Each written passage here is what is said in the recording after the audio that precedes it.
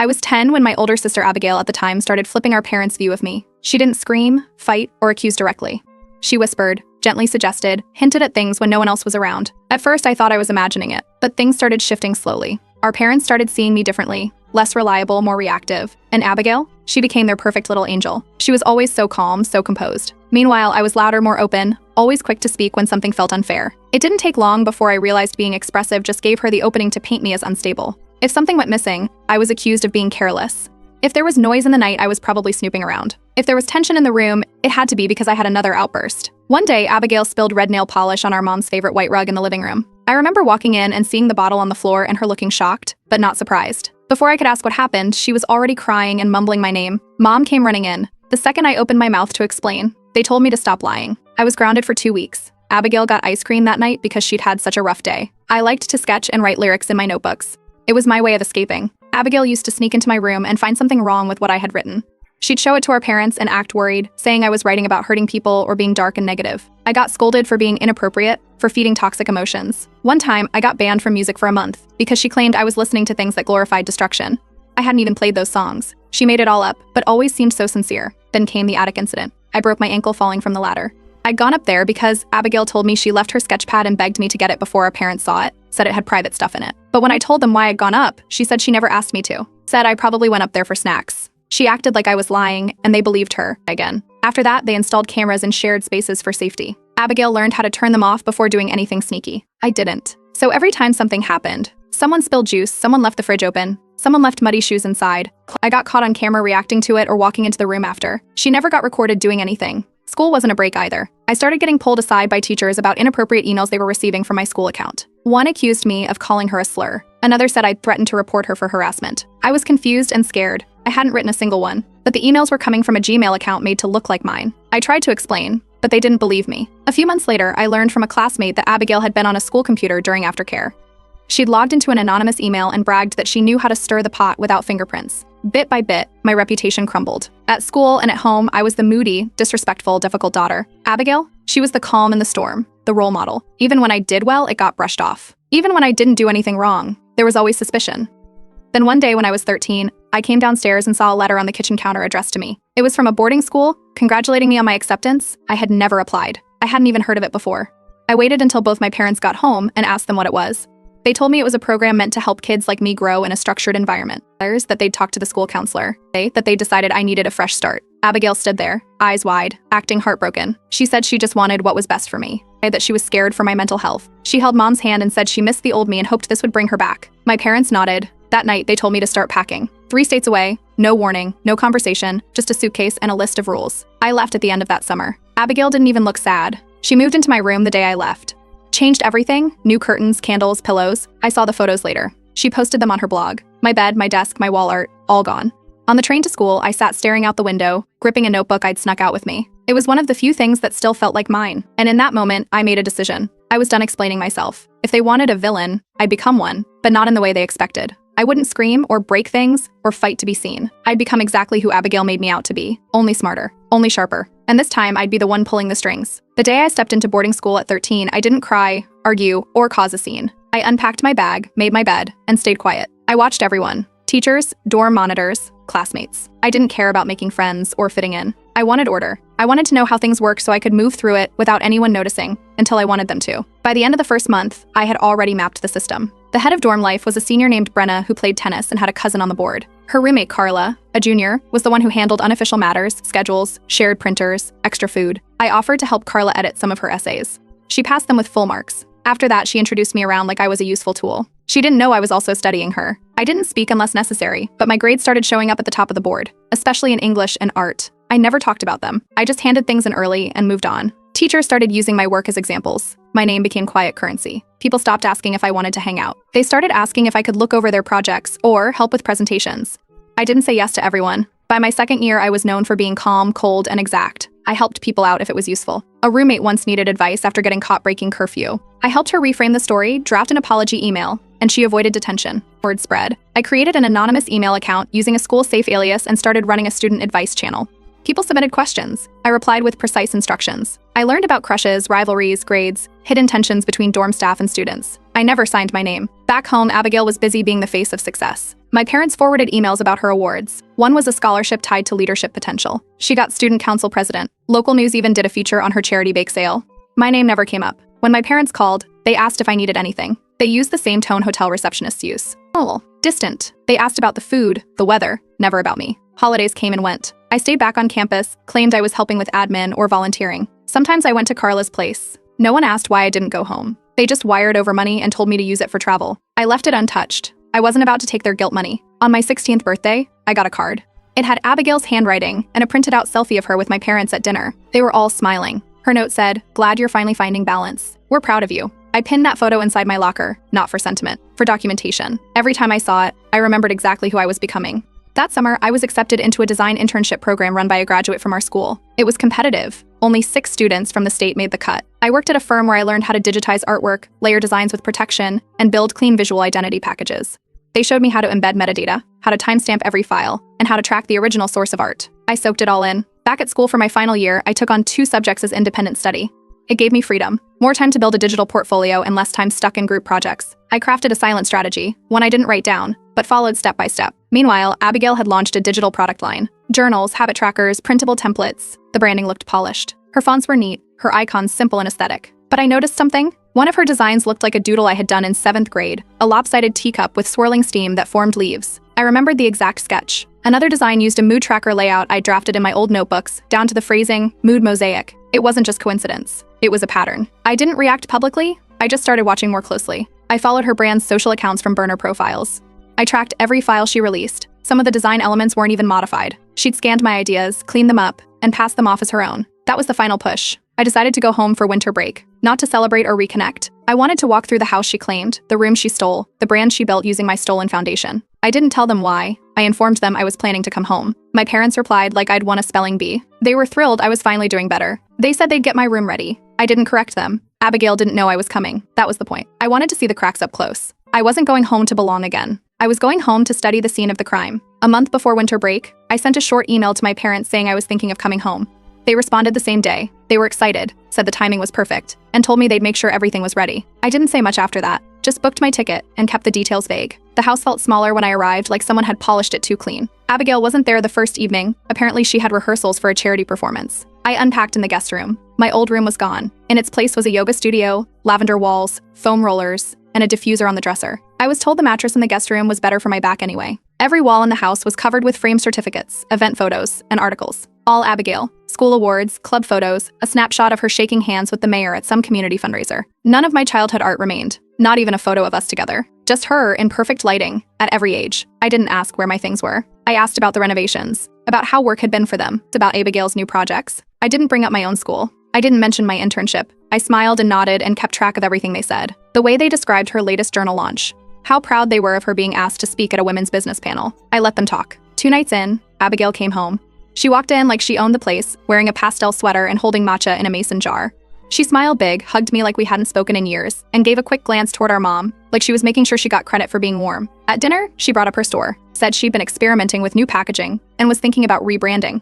She asked if I wanted to give feedback, maybe look through her current folders and give suggestions. I told her I'd love to. She showed me a few files from her design folder the next morning.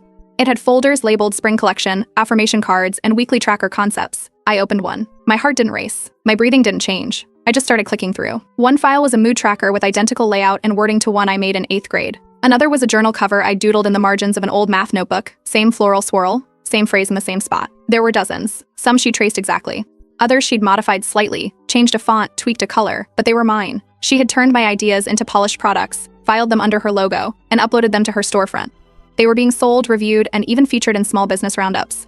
My name was nowhere. There was no credit, no reference, no sign she hadn't built them from scratch. I downloaded everything. Backups of every design, screenshots with metadata, email chains showing timestamps, the shared drive links, the download logs. I stored them in 3 different places.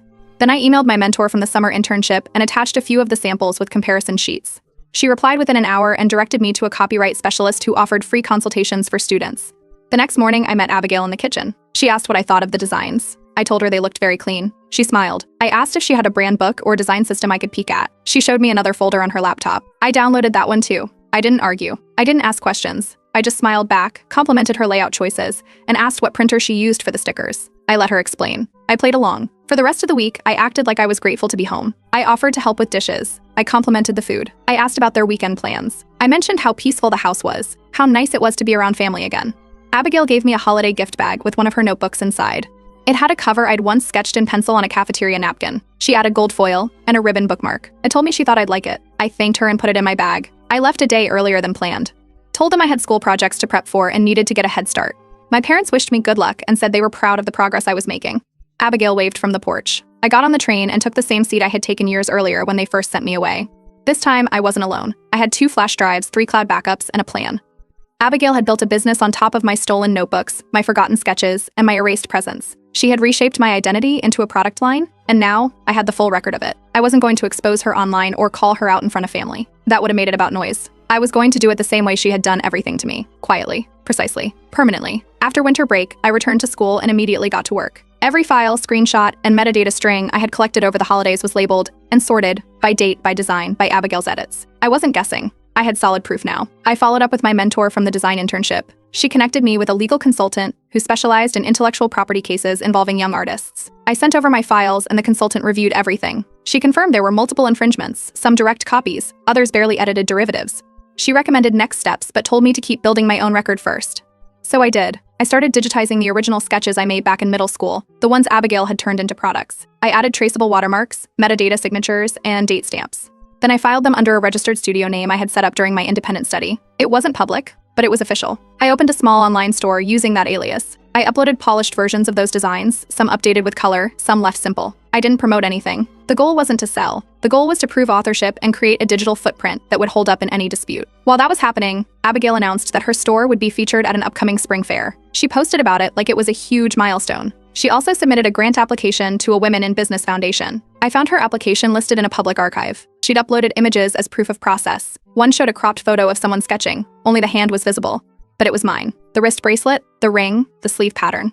I recognized all of it from an old photo I'd taken for my internship blog. She'd stolen it too. A comparison sheet and evidence package was anonymously sent to the grant committee. I included timestamps, a copy of the original photo, and the registered copyright of the design she'd used. 2 weeks later, her grant application was removed. A notice went out saying her vendor spot at the fair was under investigation for originality concerns.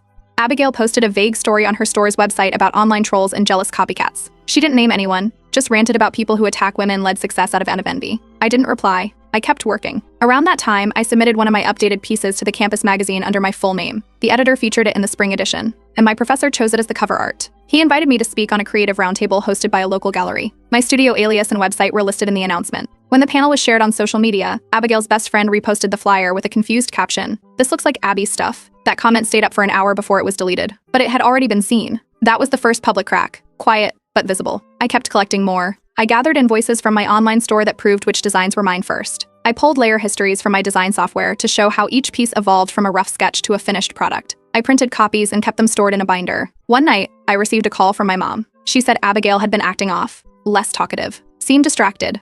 Then she mentioned someone had filed a complaint with a copyright board against Abigail's store. I kept my voice calm. I said maybe it was just burnout. She told me I should reach out to Abigail. I said I'd think about it. I didn't.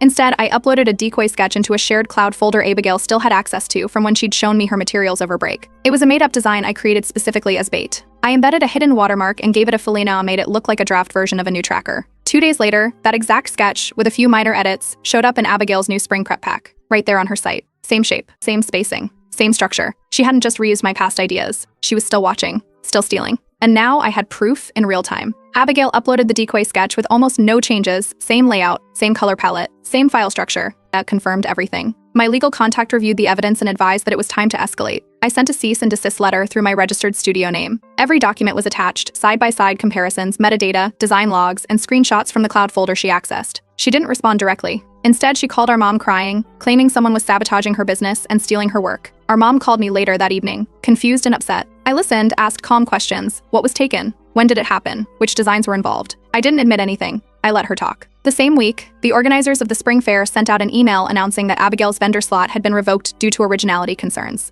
Her name was removed from the vendor list, and the announcement page was updated without her brand. She pulled all her products offline the next day and posted a statement on her blog. It was long and vague, about how artists sometimes need space to regroup and realign with their vision. She called it an artistic pause and promised something new soon. While she paused, I kept moving. I submitted 5 of my original designs, each one with full development timelines and digital protection layers, to an art startup incubator's annual showcase. The submission required proof of originality. I included it all. My work was accepted, and my studio was added to the official lineup of emerging talent for that year. Abigail tried to rebrand. New store name, new color scheme, but the same style underneath. She posted teaser graphics with generic captions about creativity and personal evolution, but people weren't buying it anymore. I had stored everything, copies of her old website, listings from both brands, file timestamps, and the metadata trail. I even printed it all and filed it in a binder. A notary certified the dates. I had third-party confirmations from both my professor and the copyright consultant. The record couldn't be flipped. She tried one more time. A giveaway campaign on her store's old social media account. The post promised free digital products to 3 winners. But the comment section was full of screenshots, side-by-side comparisons of her work and mine. People tagged my studio page underneath. I didn't comment. I didn't need to. 2 weeks later, I received an email from the incubator inviting me to speak at their spring showcase as a featured guest. They'd seen my work, reviewed my story, and wanted to highlight it as a case study in design ownership. That invitation opened new doors. Young artists started following my studio. A few reached out to ask how to protect their own ideas. Some of the names in my inbox were former collaborators of Abigail's. One afternoon, a classmate mentioned Abigail had left a message with her. She wanted to talk, to clear the air. I ignored it. I didn't block her. I just didn't reply. The air was already clear. She knew what she did. I had nothing left to explain. The silence got louder. Her store stayed offline. Her posts stopped. The people who used to tag her now tagged me. A few of her regular customers quietly followed my shop. One even placed an order and left a review saying, "Glad to support the original." By the end of the semester, my dad called. He asked if I'd come home for the summer, said Abigail was struggling and maybe I could help her find focus again. I told him I'd come, but not for her. I returned home that summer as the helpful daughter, someone willing to support the family and keep the peace. That's what I let them think. In reality, I was there to finish what I started. Abigail didn't greet me when I arrived. She stayed in her room for the first few days, giving vague excuses to skip dinner or leave early for meetings. There were no meetings. Her phone barely lit up. The house felt tense. Our parents moved carefully, watching what they said. Meals were quiet. Even the usual background music was turned off. Everything was toned down, like they were waiting for something to happen. One night over dinner, Abigail brought up her brand. She called it a reflection period, claimed she was exploring new directions and stepping away from ego-driven creativity. I asked if she wanted help revisiting her rebrand. She gave a short no. I smiled and asked if she still had access to the shared folders from before. She said she hadn't looked at them in a while. Later that week, while helping clear out storage boxes in the attic, I found one of my old sketchbooks stuffed between seasonal decorations. Half the pages were ripped out. Others were scribbled over with new designs layered on top of my originals. On the last page, taped to the corner, was a printed version of one of my published pieces from the incubator showcase. Dated, signed. I didn't say a word. I took it downstairs and handed it to my father during breakfast prep. He flipped through it slowly. His fingers paused on each page, one after the other. When he reached the final one, he just stared. No comments, no questions. But he didn't close the book. After that, my mother started acting differently.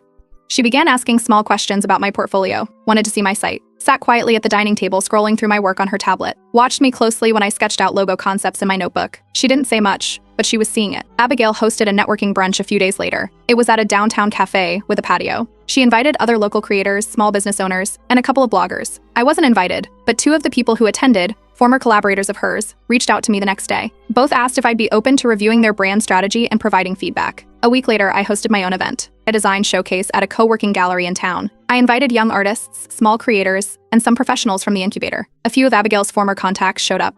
They walked the floor, browsed my displays, and stayed until closing. Several of them made quiet comments about how familiar my aesthetic felt. I didn't respond. I didn't need to. My name was on the wall. My work was framed, cataloged, and time-stamped. My designs were original, protected, and mine. This wasn't about revenge anymore. It was about clarity. My goal was never to humiliate her. I just wanted my work back. And now I had it on paper, in print, in public. Near the end of the summer, my mom asked if I'd be open to helping rebrand her boutique. Said she needed a new logo and some packaging mock-ups. I agreed. But I sent her an invoice, itemized, professional. She reviewed it, asked no questions, and sent the payment in full. The next few days were silent between me and Abigail. No sarcastic comments. No attempts to provoke. She barely looked at me. At meals, she kept her head down. She didn't say a word when I pulled out my sketch pad or took meetings in the living room. The shift was done. I hadn't yelled. I hadn't exposed her in front of the family. I'd simply created something real and left her with nothing to copy. That summer, while my parents tiptoed between silence and suspicion, I focused on making sure Abigail wouldn't be able to rebuild what she'd lost. I booked a meeting with the same entrepreneurship fund that had once dropped her after the grant fallout.